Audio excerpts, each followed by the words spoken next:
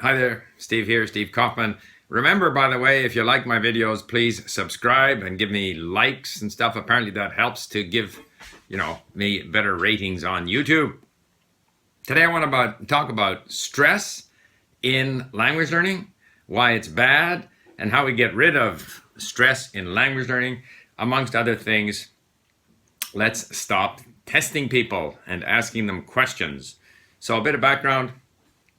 Today, first of all, is July 1st, and that means that it is Canada Day. It's the national holiday in Canada. So I'm wearing my red golf shirt because we've got a shotgun golf tournament at the golf club for Canada Day, and everybody's supposed to wear something red, patriotic, whatever. Golf. In golf, when you are tense, you can't play well. Mood affects golf tremendously, but mood also affects language learning. So, stress, you can have positive stress. Like I played in a golf tournament with my hockey buddies, Old Timers Hockey Group, and there you're all having a good time. We're playing sort of a scramble, and I did very well. I hit the ball well. If I'm playing with people that I don't like and I don't really enjoy being out there, I don't do well. If you're relaxed, if I'm thinking about my swing and what I should do and where I position my weight and stuff, I can't hit the ball. If I feel comfortable and relaxed, I do well. The same is true in language learning. And this came to me because I went to dinner with my wife and I went to dinner with this Chinese couple that we know here. And so of course, he's an immigrant to Canada and he's been trying to learn English without much success, although I think he understands more than he did. I tried to get him on link. He doesn't like doing that. He says he can't listen. He sort of basically turns off. Fine. So he's been going to class 3 hours a day, 5 days a week. And he says very tired. And when he comes home, he's tired and stuff. But he thinks he's doing well. But in the last, they test him every 2 weeks.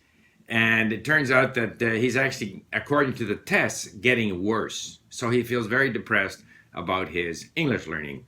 And I wouldn't say he thinks he's motivated, but actually, I try to speak to him in English and he basically listens, and pretty soon the conversation degenerates into Chinese. So he's not successful. But telling him every 2 weeks that he's getting worse, in other words, forcing him to take this test, is not very good, because we can do well sometimes and not do well other times. So, for example, in that restaurant, as we're leaving, there's a large table with Iranians.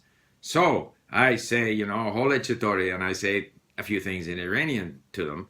And then they come back to me, and all of a sudden I realize that my efforts at learning Turkish have basically wiped out my Iranian. It hasn't, or Farsi, it hasn't wiped it out, but it's just that in the pressure of the moment, I couldn't remember anything. Pressure. I inflicted it on myself by speaking to them, but nevertheless, the pressure to produce, I couldn't produce. So then one of them says, "Oh, you're learning Turkish." I speak Turkish. What can you say in Turkish? Again, pressure to produce, I couldn't say anything.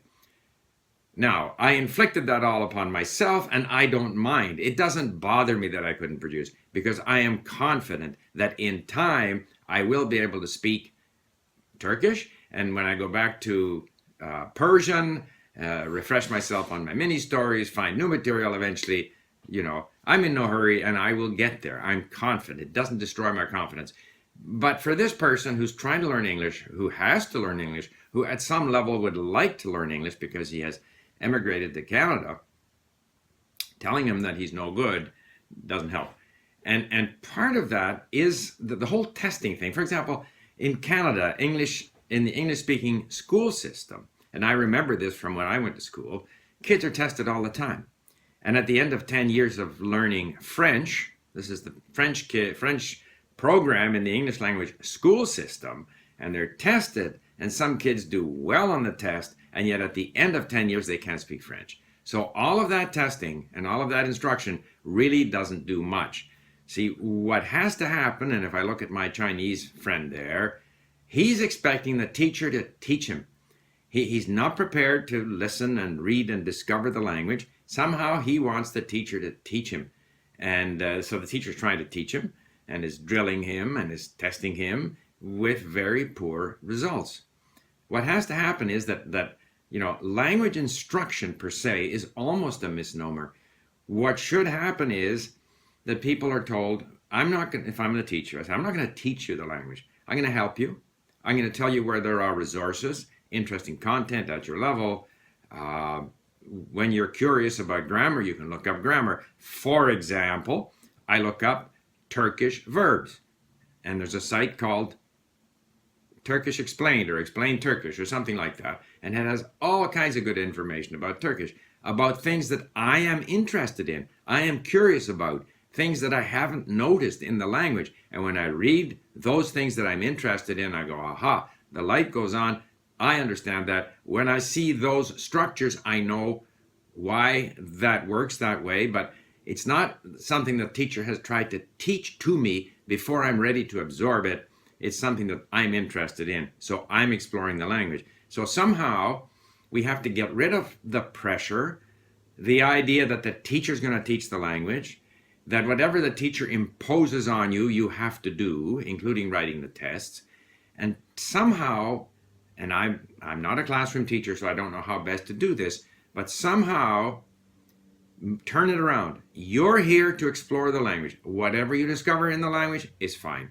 If you listen to a content item and you understand half of it, that's fine. If you misunderstand it, that's fine. If you're listening to stuff that you like the voice and you kind of don't really understand it, that's fine. You try to communicate and you don't do that well, that's fine. Because we can do well sometimes and not do well other times. So we might do well on a test and then not do well on the test. The main thing is to continue to engage with the language. If you continue to engage with the language, but in a situation where you are driving the process, you are interested, you are finding things of interest. Now, obviously here, the teacher has to help them, the learner, find content of interest, more or less, things that they have a chance of learning. We go back to that Chit Mehaini, whatever, this Hungarian guy, about the state of flow. Something that's difficult, but there is a sense that we can achieve it, either because we're very interested in the subject, or because, like even in my case, I've now found these Turkish podcasts, and I go through them, which I can go to the link browser extension, bring it into link as a lesson. I go through, I look up the words, I fight my way through the text, and when I listen to it, I don't understand it, but I like the man's voice. I'm exposed to the language, and I'm plowing through. I have the feeling that this engagement with the language is helping me. No one's going to test me on what I understood. I'm just doing that. And when I feel like it, I go back to the mini stories where I understand more. But the whole point is, remove the stress to perform, the stress to remember anything, the stress to get anything right, the stress to remember rules of grammar. None of that matters. What matters is to stay active in it, to enjoy it, and to believe in the process. And if you do that, eventually you will improve. But that does mean putting the sort of, call it the impetus or the responsibility on the learner. And that's, I'm sure, very difficult to do. But maybe that's what divides successful language learners from not so successful language learners. They learn without stress. They may put some pressure on themselves, but it's not a pressure to perform. It's that pressure to stay with the task. That's what I had to say. And this afternoon, we'll see if I'm stressed or not stressed while playing golf. Bye for now.